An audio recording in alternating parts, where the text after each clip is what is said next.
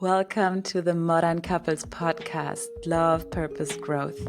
I am Marcella Brebaum, relationship coach, founder of Modern Couples, and fitness and biohacking enthusiast. My TEDx talk and Modern Couples Summit has inspired thousands of people to invest into their relationship skills. Over the past years, I worked with entrepreneurs, ambitious leaders, power couples, and high performers to 10x their love. In this podcast, each episode brings you pioneering strategies and raw conversations to support you navigate the complexities of future fit relating. If you're ready to 10x your love life, let's connect. Because when your relationship thrives, your whole life expands. Links to my current offers are in the show notes. Now, listen up, not just with your ears, but with your heart. Let's dive into today's episode. Hello. Hello. Lovely to be here. Lovely to see you. Yes, I feel very honored to have you here. And when I sent that email saying, okay, I have this book here in my hand. It has been with me for the past decade. Let me write and see if I can bring her here. I received a beautiful answer back, which was that you watched my TEDx talk and it spoke to you. And so I feel like the synchronicities of doing the stretch, doing the TEDx talk, you hearing it. Yeah, it's very powerful. So welcome to have you here. Yes, wonderful to be here. And you're right. It's one of these, I say, especially since 2020, everything is God's internet. Everything. I was just asked recently by, I'll be writing another book soon. I can feel it coming. And she says to me, so what are your reasons for writing this book? You know, do you want to get back on the speaking tour? Do you want to be a bestseller? And I thought, I've never had that. I've never, ever had that motivation. It's more like if there's something that God wants me to say, the God that comes through me as me, then I will say it. And that's how I've led my whole career. And I'm a Libra in astrology, but I also have Mars. So Mars is the form of the God that comes through us. It's like our ideal. You've heard about the ideal customer avatar. Well, Mars in a woman's chart is her ideal inner masculine. And mine is in Mars in Leo in the second house of Taurus, but it's exactly got Pluto right on top of it. Pluto takes you right down to the underworld. They're both at 15 degrees Leo. So relationships have been the grain of sand in the oyster of my life that I've kept putting more and more and more coating on that irritant to finally make a big pearl. You are saying relationship is the key, right? It's like It's that is. the key to everything. Everything. I was listening to a very famous country singer, and I think he'd had 8 Grammys and whatever, and he was, a gospel guy, and his father had been a preacher.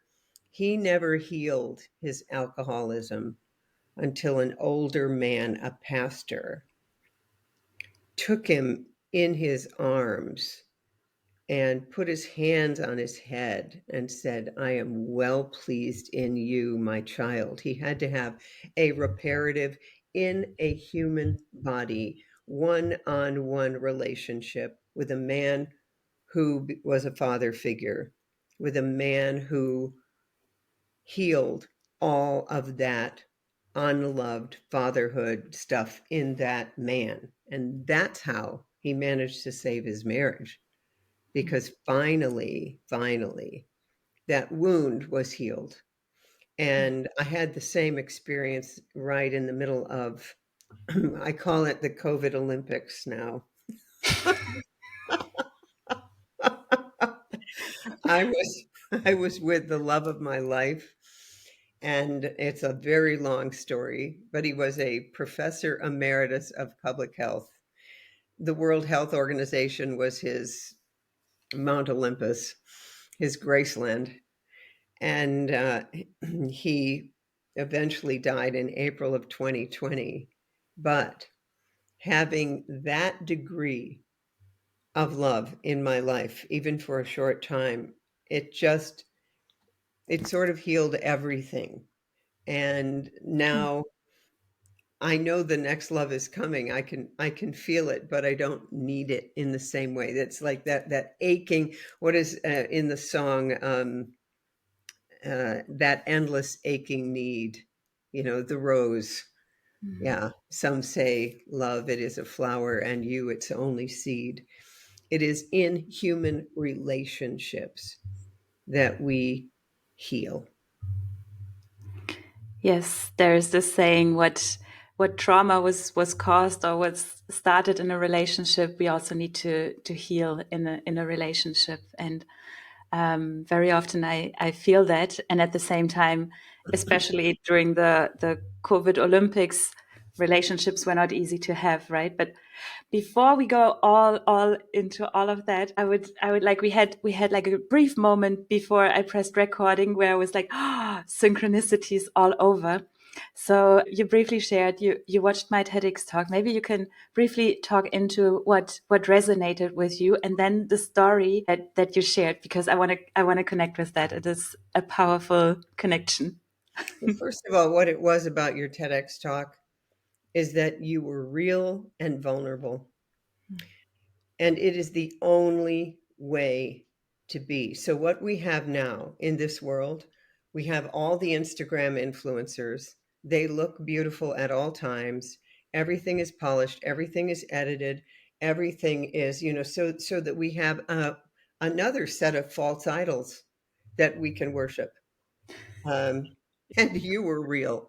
Like when you, you start out with, here I am, and I'm a relationship coach, and my own personal relationship falls apart. So who am I to teach? And then you found it within you. Of course, that's the perfect place from which to teach. Because here's what happens a lot with the outer world. It's this vision of, I have the perfect man. I have the perfect life. I have the perfect body. We have the best sex ever. Here's a couple little kids as fashion accessories. And here's the home. And this is what you should all aspire to. And really, it's just BS most of the time. I have been privileged in my career to have been exposed to all that glitters that is not gold. And thinking about, all these places, People Magazine, especially in the past, has been the epicenter of false idols. you know, ooh, look at this actress, how good she looks at 60, and she's got a new man. And if you just did that, you could have a new man. It all begins with this deep inner relationship. I think Jung called it, the sacred marriage inside. And because that has been my life's work, listen, writing a book on women's health, doing a New York Times bestseller used to mean something. It doesn't anymore because they censor everything that I would write. Um, Thank you for saying that. I'm like, can you please say all the things you are not allowed to say? That's right. Yeah, because we're not on Instagram Live, and it's been. Yeah, I have to say, wouldn't it be tragic? I had an interview actually with some people from Kansas City, and they said to me, "How is it that you've been so willing just to not be crushed by the global censoring, the global smearing that has happened to me in the last 4 years since 2020? How is it that you're not, that you don't seem to have much in the way of ego around all that?" And I said, well, because I was fully radicalized in childhood. I mean, I had family members sign out of the hospital against medical advice or they would be dead, and, all of that stuff. So I, long ago, way before med school, I realized that there's really good stuff in modern medicine, and there's a whole lot that is not good, and they are not God, and you better have a relationship with God. And so, what I believe the last 4 years have done for those who can see it is remove the scales from our eyes. Those who have eyes, let them see. Those who have ears, let them hear. We are in an ascension pathway. And now, I believe, for those who are left, we have a chance for real relationship, like real relationship, because we've all been in the crucible. We've had all the rust burned off, and those of us who have survived and thrived have become steel. I've never been so happy in my life. I've never been so whole. And because this is a relationship thing, I'm actually doing online dating now, which I haven't exactly told the world. And for the first time, Yes. I did it before. Now I'm just enjoying it.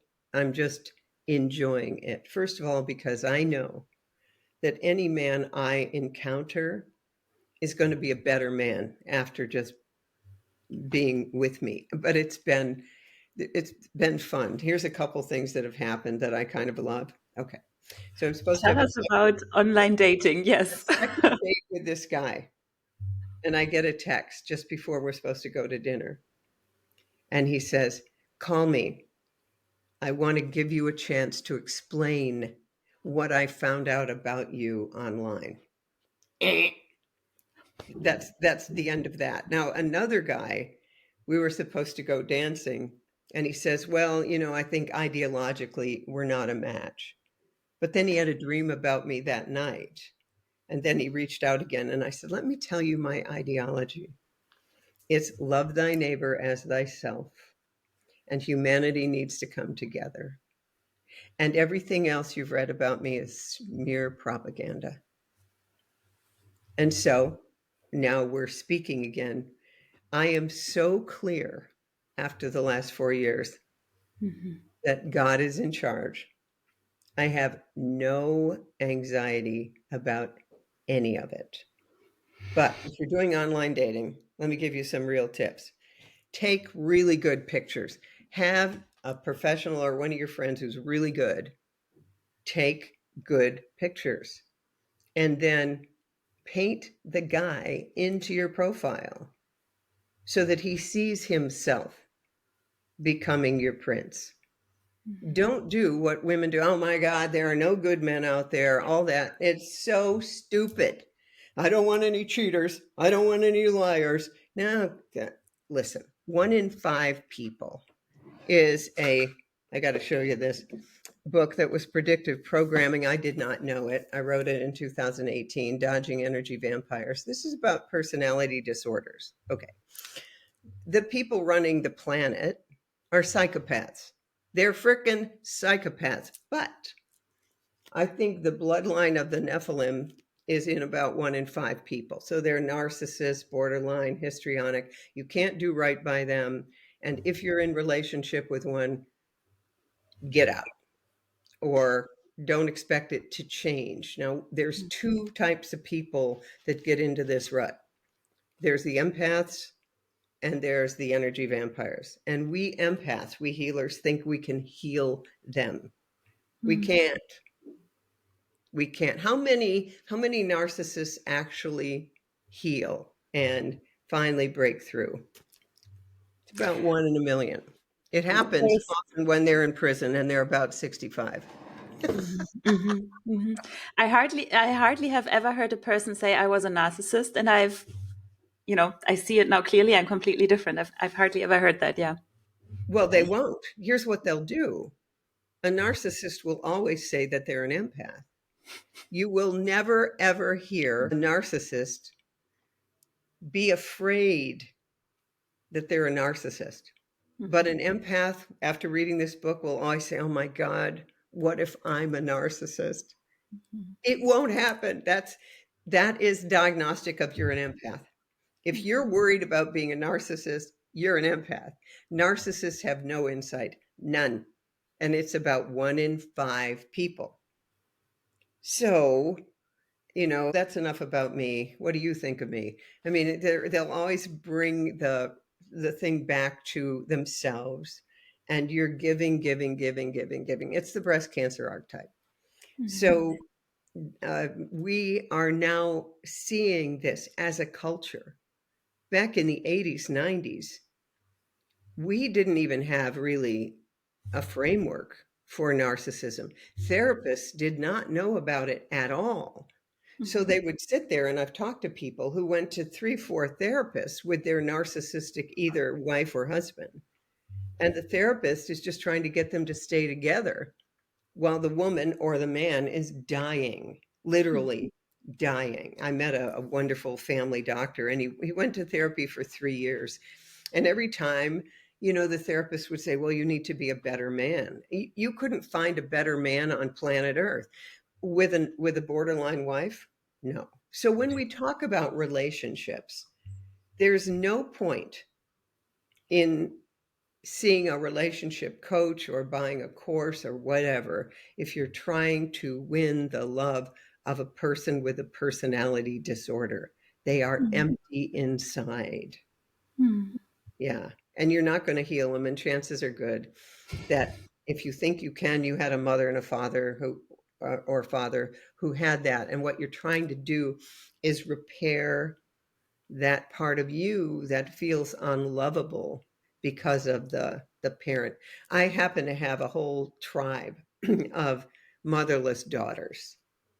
Yeah. I had a fantastic mother who was quite self-absorbed, and she made me very, very strong, made me very strong. But the vulnerable, sweet inner heart of who I am, she she couldn't see it. She wasn't a true narcissist. She had traits because of her own trauma. And my relationship with Ron, who died, healed all of that. Yeah. A short interruption to tell you the exciting news of the launch of our new signature program, Love 10X. Ooh, I cannot wait to share more about it. It's designed for ambitious individuals, high performers, entrepreneurs, leaders, purpose-driven singles who want to rewire their brain to 10x their love. You have mastered your business, your career, you are into personal development. But when it comes to love and relating, it just still feels like a risky investment where you don't know how to protect your energy. However, deep down, you feel it's time to find your life partner. It's time for that crack your heart wide open love. So, if you are ready for a conscious, deeply fulfilling approach to love, if you want to upgrade your relationship life, check the show notes and join Love 10X. Yeah, I find a lot of women my age these days that, are showing up to do the work. Like in my bubble, there's many women who show up to do the work, and they are facing, the fact of how to relate with my mom who is not really role modeling how to be a mom, or who is, still alive, and I want to have a beautiful mother-daughter relationship with her. But it's like, we are this generation who's doing all the personal development. And then there's such a huge gap all of a sudden. And at the same time, this huge longing to have like role model moms to look up to or to draw inspiration from, to offer something else to children or to their children. And yeah, I do feel like, how can we bridge this? But especially, like, let me go back to your book. I mean, you touched a little bit upon it, but how did you get access, or what helped you propel to bridge this science and at the same time the spiritual, or not even that, but like really coming back to yourself and listening to your own knowledge? I was thinking when I was preparing for today, thinking back about when did it start for me that I started even noticing there is an inner wisdom that is not written in a book. It's not about reading, 100,000 books in order to get smart. There is a wisdom inside myself if I just learn to listen to it or learn to be with it in a conscious relationship. I actually, I have so much inside myself, potentially everything inside myself. And isn't that Yes. true for every woman, right? Like if I Everybody. It's really all, sit with it, yeah. yeah. Like I have access to the mother type that, so to say, I was trying to find or didn't have. Like I have access to that energy. But what propelled you to, in a time when it was not, when personal development was not yet right there, like how did you get into listening to your own inner wisdom, becoming aware of it, putting it next to science, to the education that you got? I started in by the age of 12 reading all of Edgar Cayce and also the work of Flower Newhouse, a Christian mystic at the Christ Word Ministry. And she spoke with angels and nature spirits and the angels of birth and death. So I always knew there was all of this other reality going on, and the past life stuff of Edgar Cayce and all of his medical readings when no medicine could figure it out. And then I became on the board of the American Holistic Medical Association, and Gladys McGarry was on that board as well. And Gladys had studied the Edgar Cayce materials for her whole life. She's a doctor with 6 children. You can find her on Instagram. She's doing Instagram posts. Gladys is now 103. Amazing. I love it. So I had this, Good sign. yeah, I had this spiritual underpinning, and my mother had been falsely accused of painting the Blessed Mother's toenails on the altar in 1935 at her church. And she didn't do it, but the priest made her kneel down with her arms outstretched, um, to get her to confess. So the beauty of that, and then she left the church when she was 12 or 13. Her mother, an eighth grade education, did not throw her under the bus. And therefore, I never had this fundamentalist, you are sinful, original sin, all of this stuff. I know what original sin is now, but to not be indoctrinated with this religious, you're going to hell, this kind of thing, it didn't happen. And my mother, because of her experiences, protected us from that stuff. So I was never fundamental. But then I had a brother when I was about 6, 7, was born. I had a sister who first died. She wouldn't eat. She was 6 months old and died.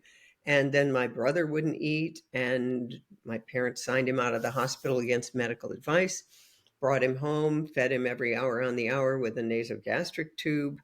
So he was going to come home to die. And then they found a doctor, a woman doctor, who was an expert in pediatric endoscopy, looking down the esophagus with a fiber optic light. And she said, "You've got to take the tube out. His esophagus is so eroded, it will rupture and he'll die." And then she waited. Now, he weighed 10 pounds at a year old.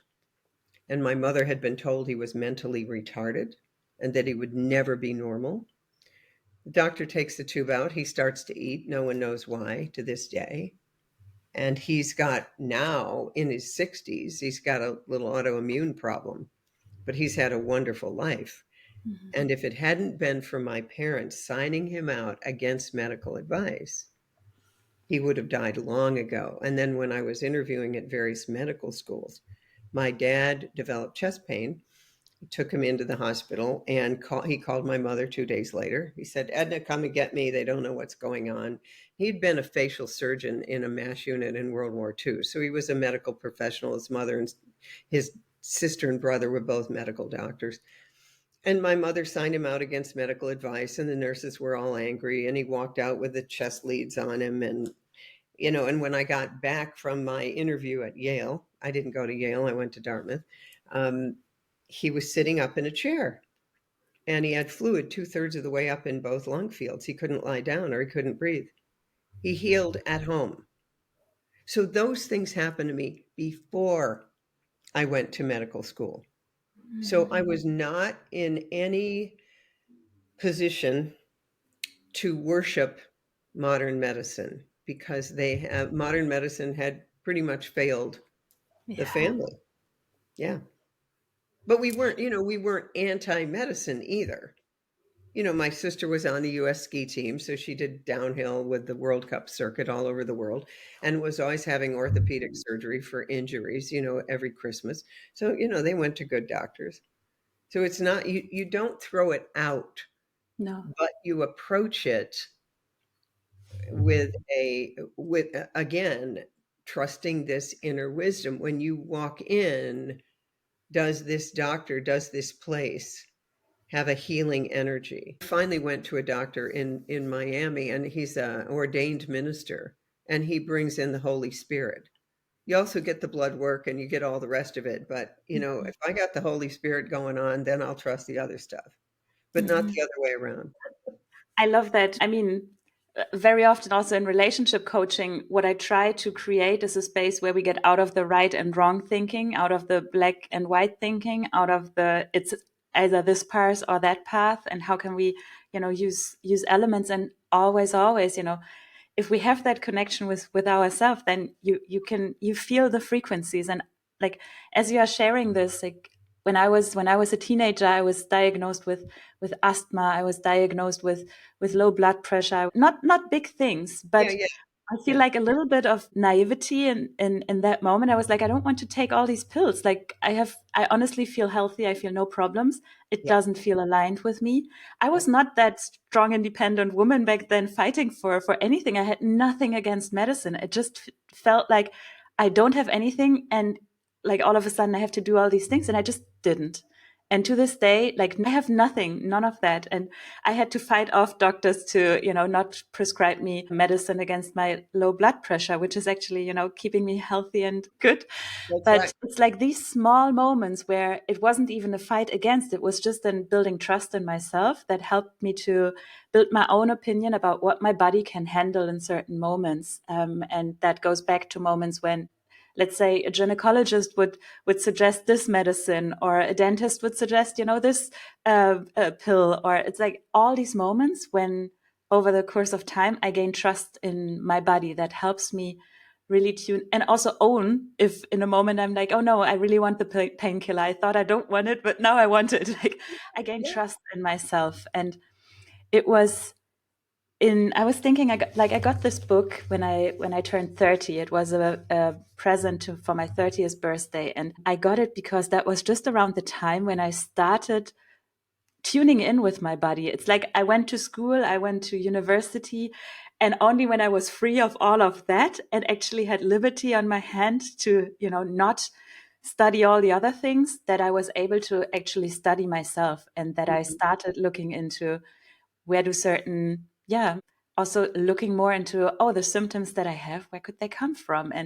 And that was when this book fell into my hands, and I was like, 30 years and nobody tells me what a woman is? Like, yeah. Well, and now what are we doing?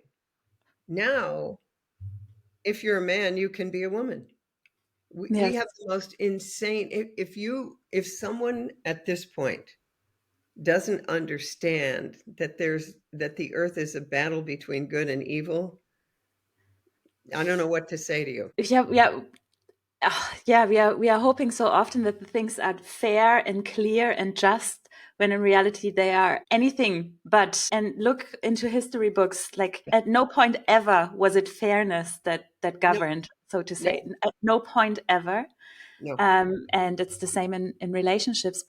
When we started, we shared how relationships are like the key to everything when it comes to, what we seek in life. And last week, I went to a new stage. I went back to storytelling at a local event here. It was my second time after the TEDx talk, and I shared a story about my family history, which I hadn't shared in public yet. But I have the luck that I have history teachers in my family. And I share the story of my four times great grandma, who was of African descent and who was a slave or made a slave. I mean, nobody ever was a slave. They were made slaves, right? But she was Right. the kind of woman that, would have to cross country or like feel how her tribe is ripped apart, travel across country, be on this boat, arrive to the US, only to get raped, obviously, by the person who owns the slaves, right? Because they think they can do everything. And my lineage continues with powerful women who survived this unjust life. Like, I like to let that sink and in as a person, to be just ripped away of everything and be abused like that, but still give life forward and make sure that the next generation will be better off. For me, it was such a therapeutic experience to go on stage and share the power of that story, right? The power of what I take out of that as a strength, as in that case, a lineage of women. It's yeah, you shared that story of what it meant to slaves in that moment to be apart from their origins, their family, their tribes. And I moan about the loss of culture that, like, not only did she lose her family, her tribe, but also that wisdom got lost, what a tribe used to do. And I feel like you are someone who tries to bring back ancient knowledge. And I'm curious, like where do you look at, which tribes, at which ancient roots do you look to bring back that knowledge into our society? Where do you Yeah. feel was relationship lived? Yeah. Yeah. Well, we know that the Catholic Church wrote the Malleus Maleficorum, the hammer of the witches. And there were whole towns in Germany where not a single female was left alive. Yeah. It was the economy of the Middle Ages, these torture things for women, and all a woman had to do was walk in the forest to gather some herbs, and she was considered a witch. Yeah. And so the midwives were witches and so on. So we have had a history of the absolute decimation of the feminine on planet Earth. But where we are now is the rise of the feminine. I look at certain cultures. So each culture has a piece, but there's no culture that has the whole thing because the fabric has been rent. So let's take the Native Americans. We have in the Navajo, they have an incredible ceremony for girls coming of age. And it's everyone participates and they love that. It's one of the favorite things. In Hispanic cultures, they have the quinceanera, which the girl comes of age at 15. But there were some tribes in California that I was particularly interested in, and they would, the women would go to a menstrual hut during their period, and because they all lived on the land without artificial light, they tend to have their cycle at the same time. And there was a woman who wrote a book called Daughters of Copper Woman, and the story in there was the story of Tim Eos Key. And she wrote about how she would emerge from the menstrual lodge suffused with light and wisdom.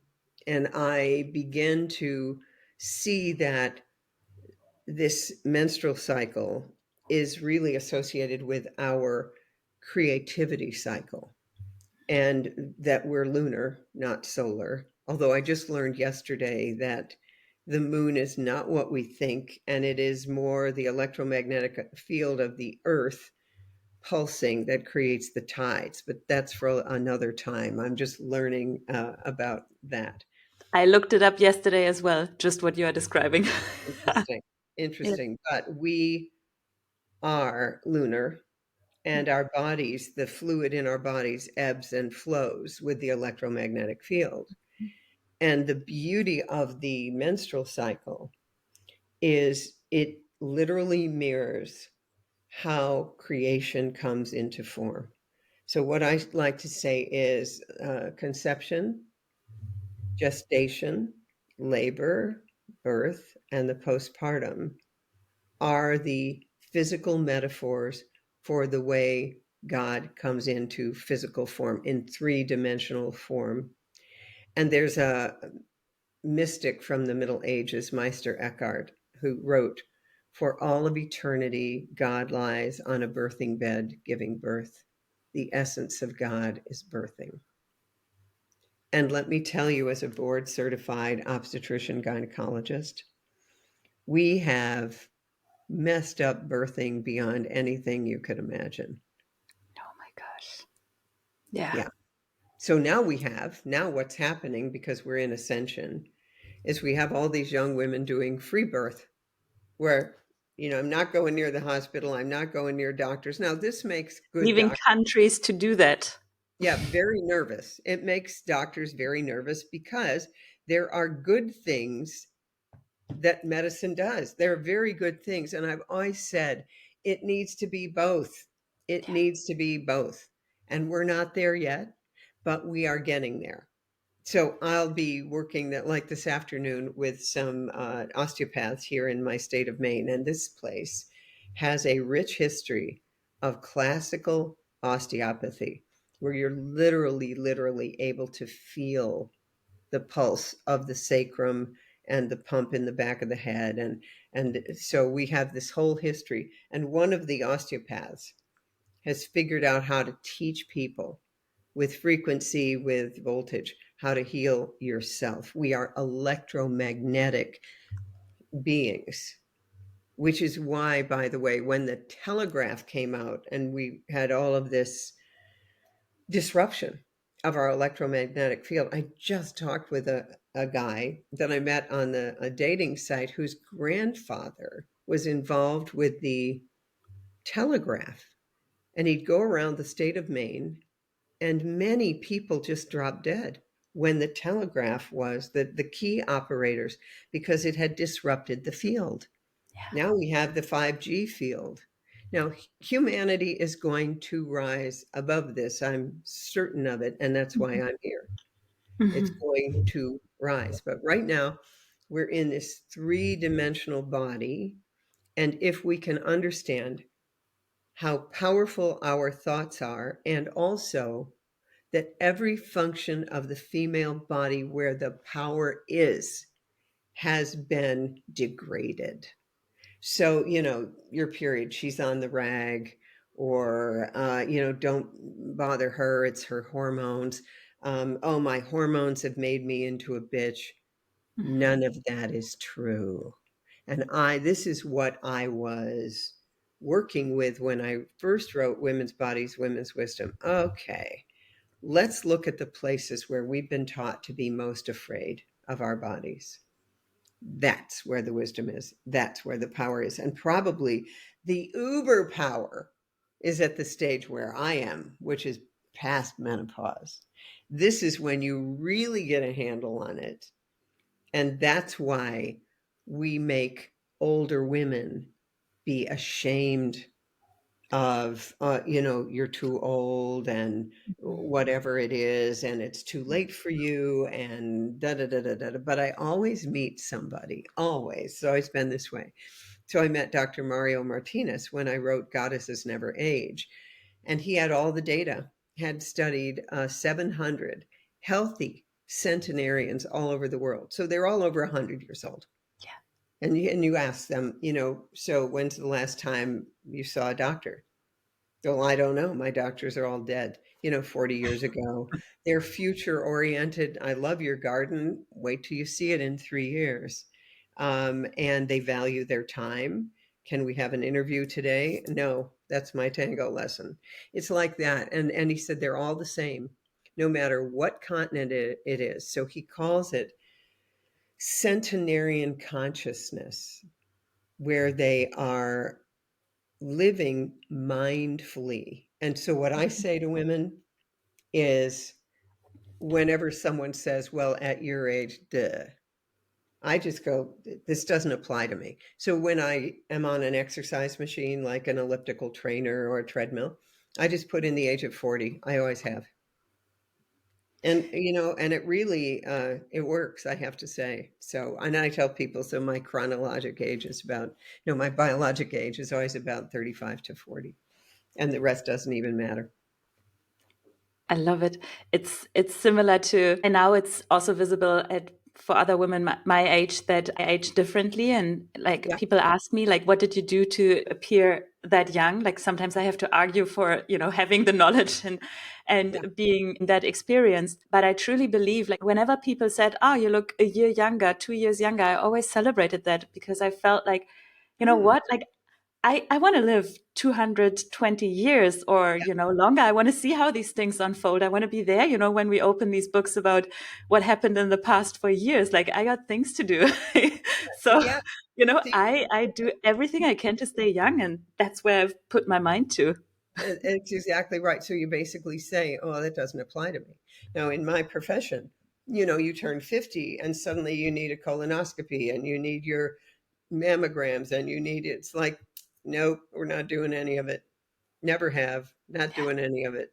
yeah, And yeah, and what's happening is with the last 4 years, finally this trance that people have been in about, well, it's time to go in for my checkup and my executive whatever, when they see what has been done to humanity in the name of medicine, the genocide that we have just been through. If that doesn't wake you up, I don't know what will. So let me just say this, if anyone here listening falls for the bird flu, I don't know what to say to you. They're just ramping it up again. this. I hope you are fully enjoying this episode. I get asked often why to invest in your relationship skills. And I want to share with you 12 scientifically proven benefits of being in a modern couples relationship. Now, did you know that modern couples, hence couples who are in love, do the work that is needed to fully thrive stronger together? Are measurably happier, live longer, make more money, are physically healthier, have more sex, have improved mental health, recover faster from illness, cope better with life's problems, travel more, have fewer addictions, and inspire others to greatness. Last but not least, modern couples, those that support each other and sculpture each other into the greatest version of themselves, ultimately make a bigger impact in their family system, in their community, in their businesses, in the way they show up in life. Imagine this was the normal way of how couples around you and within you radiate. If you are an ambitious human aiming for the 12 and more benefits, I'm here to support you to rewire your brain for the 10x kind of love. All information are in the show notes. Now, let's continue the episode. This is a place for pioneering thinking and definitely, questioning the things. It's always about, like how does it feel in your body when you hear these things? And That's right.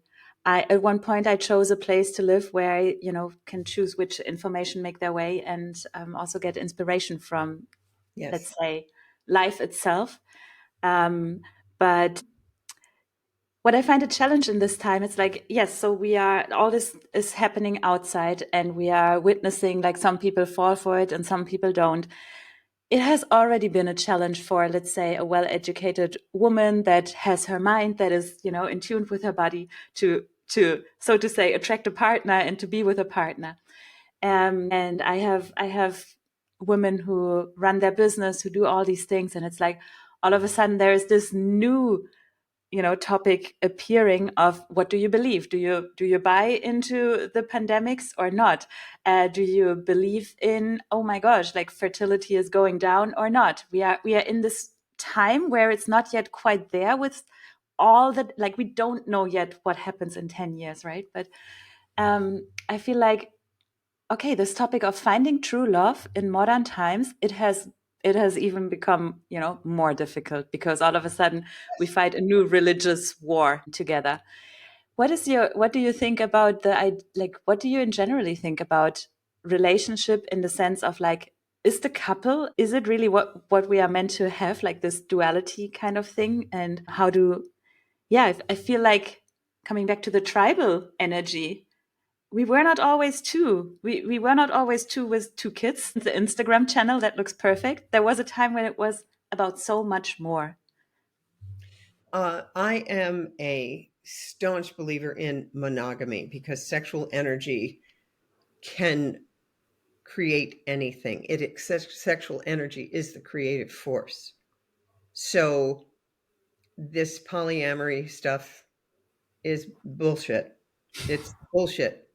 It might work for some men who never really got over the age of 12, but they're very charismatic and they talk women into doing things that the women do not want.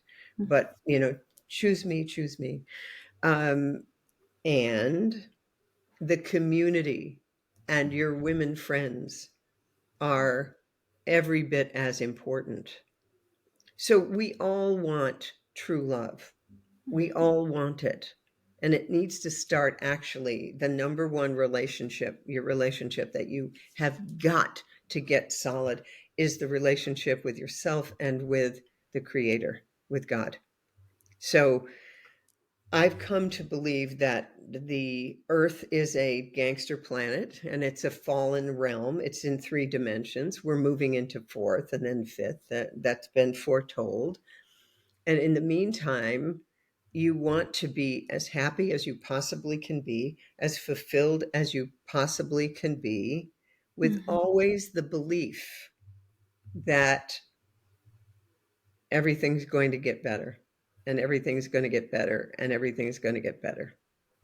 And I believe that this time now, right now where we are, this is when true soulmates will be finding each other because everything that doesn't matter has fallen away.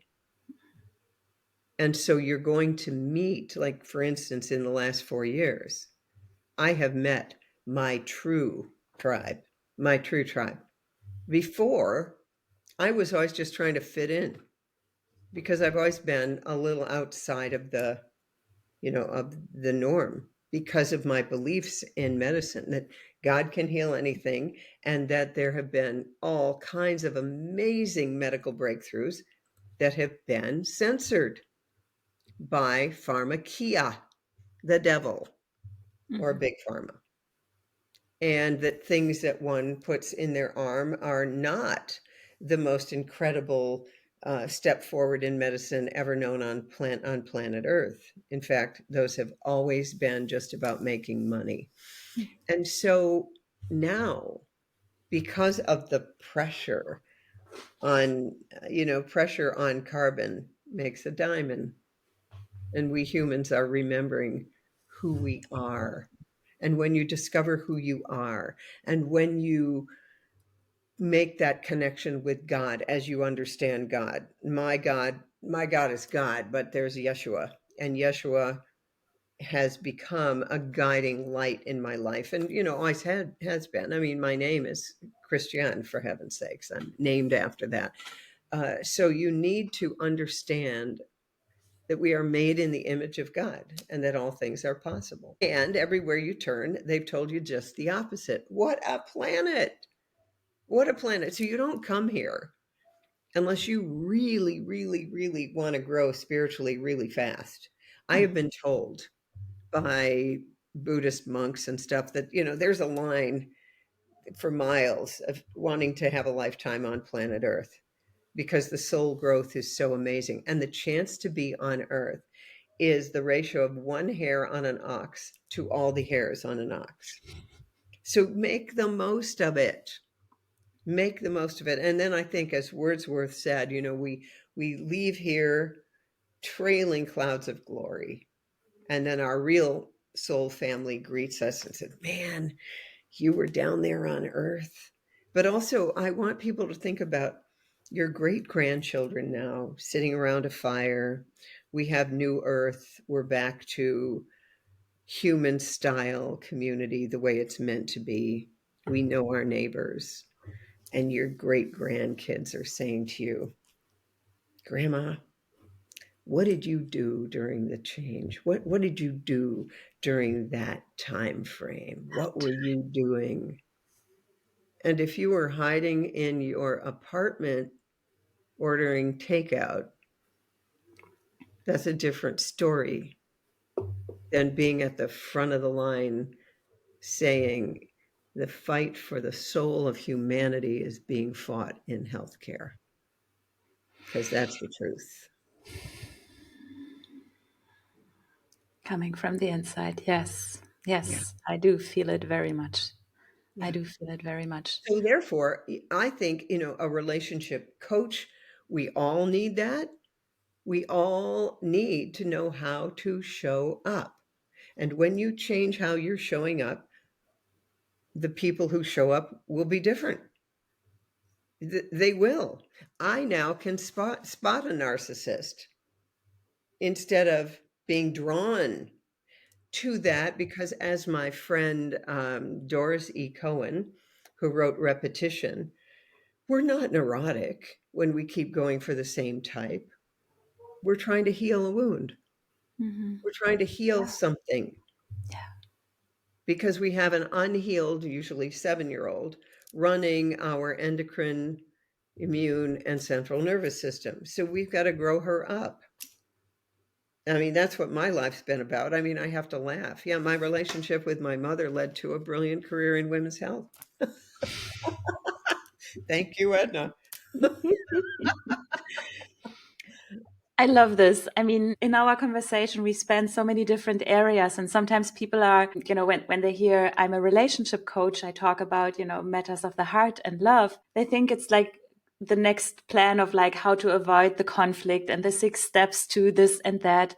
And really being in relationship and being consciously in relationship, it's about all the things that we touched upon, that like the relationship with yourself, with your own voices, with, critically thinking with the world, having a connection to spirit, having a connection to science. And from there, you connect. And it does take a little bit of time to find yourself in this world and to find your voice and to go out there and to, attract that people. And then you attract people and you still need or want or heal a little bit. And it's like it's a journey, and for me, I freaking love that journey. And I know that who I am today is not who I'm going to be in 3 years, and I'm already excited to be her. And Yes. meanwhile, I enjoy the process, right, with all the do rights and do wrongs and all of that. But I do feel a very strong, right now is the time to show up. Right now is the time to really, not just harmony and not just, you know you know Facebook, Instagram,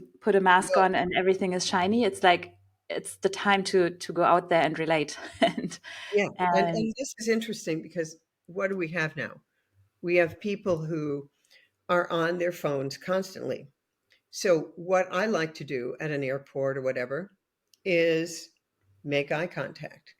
That's signaling. In Argentine tango, the way you get a dance is you do this thing called the cabeceo. That's where the man will look at you and nod. But they also do the mirada, which is you look around the room to see who's available. The eyes are this huge thing, but if everyone's on their phone, no one's available for that.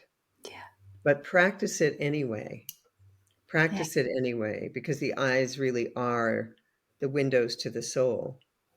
And see if you can hold a gaze for 5 seconds. Children do it all the time. All the time. It's so, see I saw a cute little boy walking down the street with his mom, and they were singing yesterday when I was out taking a walk. And I just looked at them, and then the little boy turns around and, looks at me, because they haven't deteriorated yet. They remember who they are. Yeah. wonderful. Christian, can I ask you like one last inspirational thing that from your life experience you would give to a 30 plus woman on how to live a happy relationship, or how to and this is not picture perfect, like what is your one advice for attracting the true love in your life and leading a healthy, happy relationship? Right. You must value yourself as a pearl of great price. not narcissistically, because all you empaths are worried, oh God, I don't want to be selfish. You want to become the pearl of great price. And also from the Bible, seek ye first the kingdom of heaven, then all else will be added onto you. And you will find as you do that work, relationships will fall away. So I want you to know that relationships will fall away, and you're going to come to a time where you're in the desert for a while. You're in the desert. Mm. Now, this is the big piece of wisdom. The easiest thing to do is to drop into negativity, despair, beating up on men or other women. There are no good people out here. That is, I want really to get this into you. That is the cowardly, weak way out. Society will love you for that. They'll embrace you for that. You'll find whole support groups for that. It will never, ever get you what you want. You are here to become strong spiritually. And this is the most exciting time ever to be on planet Earth. This is the turning of the ages. This is the time we're moving into the golden age. Please be part of that. Don't be another snack for a narcissist. Those are my final words. Snap, snap, snap. Great. Thank you so, so much for your energy, your frequency, all the transmissions, the words, the specificity. I laughed, I learned, I feel it's complete. If there's any last thing you have on your mind, the stage is yours. One more thing about dating sites and dating apps. Please understand, God can use anything. God can use anything.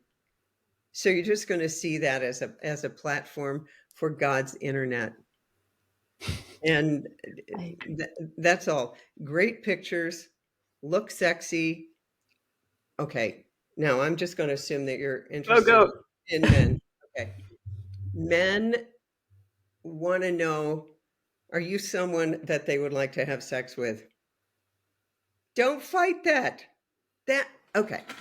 Now we could do a whole thing on the anatomy and how it goes together. But let me just say, well, that's a whole other topic. But do not start in with men only want one thing. Don't do that. Mm-hmm. But work with the biology. Work with the biology. Testosterone levels, sperm counts are down 60% before the COVID Olympics. So when you've got a man who's into you physically, hallelujah. That's all I have to say on that. But yeah, you are. And I would love to hear the power talk that you do on that for men, because the one thing is to understand from a women perspective what to put out there and like own it, understand male psychology and go out there and, law of attraction and manifestation. We do all these things and then we write the opposite in the dating profile, so to say. Yes, right? exactly.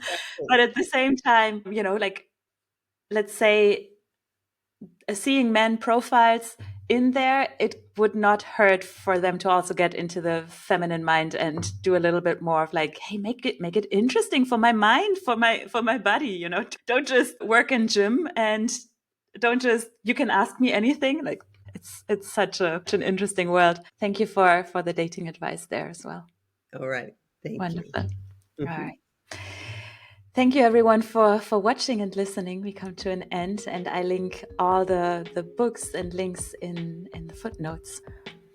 Thank you for listening to today's episode. You have built success in every other area of your life, but if love still feels like the missing piece, it's time to change that. Love 10X is for high achievers who are ready to create a relationship that matches their ambition, depth, and vision for life. Love 10X gives you the tools, mindset shifts, and strategies to attract and build a relationship that actually works without losing yourself in the process. If that resonates, check the show notes and join Love Techniques today. Your future partner is out there. Let's make sure you're ready for them.